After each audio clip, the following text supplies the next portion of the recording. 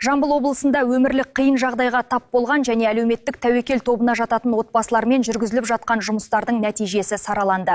Бұл мәселе облыс әкімдігі жанындағы кәмелетке толмағандардың істері және олардың құқығын қорғау жөніндегі комиссияның кезекті отырысында қаралған. Бүгінде өңірде әлеуметтік тәуекел тобына жататын отбасыларды ерте анықтау және оларға дер кезінде көмек көрсету жұмыстары күшейтілген. Осы бағыттағы атқарылған шаралар комиссия отырысында жан-жақты талқыланды. Жиында мемлекеттік органдардың өзара іс-қимылы, отбасы институтын қолдау бағытындағы жүргізіліп жатқан жұмыстар және FSM Social платформасына келіп түсетін хабарламалар бойынша атқарылған істер қаралды. Мамандардың айтуынша, мұндай отбасыларды уақытылы анықтап, қажетті қолдау көрсету балалардың қауіпсіздігін қамтамасыз етудегі маңызды міндеттердің бірі. Жаңа оқу жылы қарсаңында мұндай санаттағы оқушылар арнайы қолдау бағдарламаларымен қамтылып, олардың тұрмыс жағдайы тұрақты бақылауда болады. Әр жылда оқу алдында біз мектепке жол акциясына міндетті түрде осы қолайсыз отбасындағы отбасының оқушыларын міндетті түрде қамтып отырамыз.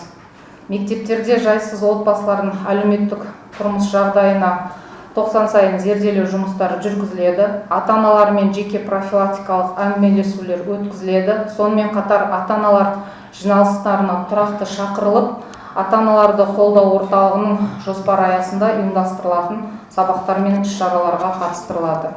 Комиссия отырысының қорытындысы бойынша отбасын қолдау орталықтарына балалардың өмірі мен денсаулығына қауіп төндіруі мүмкін жағдайлар туралы түсетін сигналдарды тұрақты бақылауда ұстау тапсырылды. Қолайсыз отбасыларды анықтау және оларға қолдау көрсету алгоритмдерінің орындалу сапасына мониторинг жүргізу міндеті де жүктелді. Сондай-ақ отырыс барысында қала және аудандық комиссиялардың атқарған жұмыстары бойынша нәтижені тыңдау кестесі бекітіліп, полиция органдарының есебінде тұрған отбасыларға бақылауды күшейту жөнінде нақты тапсырмалар берілді. Мөлдір Аманбай, Мейрамбек Сағынов, Айдос Құсаубек, Қордай 24 Ньюс.